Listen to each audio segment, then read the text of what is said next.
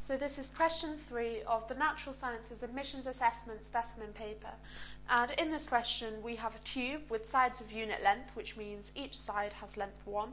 And we want to find the length of the line which joins a vertex, so a corner, to the midpoint of one of the opposite faces, which is this dotted line here. So we're trying to find the length of this line. However, we can't just do that straight away. First of all, we need to try and find some other things. So the first thing we're going to do is try and find the diagonal of this base here, so across here. So can you think of a formula which should help us do this?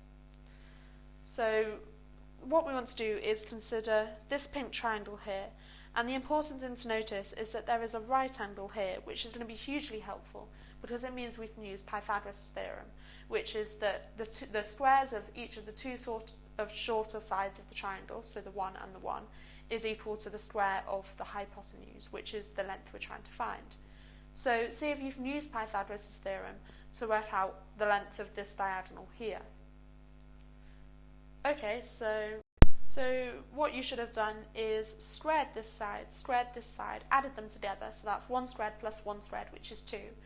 And that's going to give you the square of this side. So this side itself is the square root of that, or the square root of 2.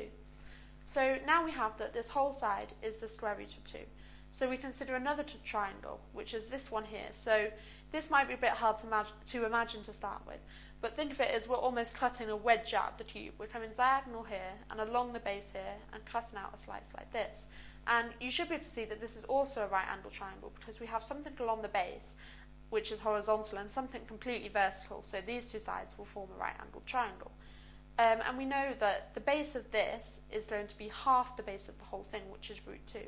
So we get a triangle which looks something like this. So this triangle here is exactly the same as this triangle here. So why don't you see if you can find x, which is the diagonal length we're looking for.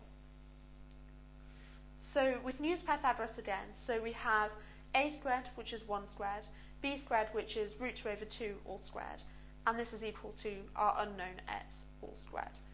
So when we simplify this out, so we write out the squares explicitly, we get that x squared is equal to 3 over 2.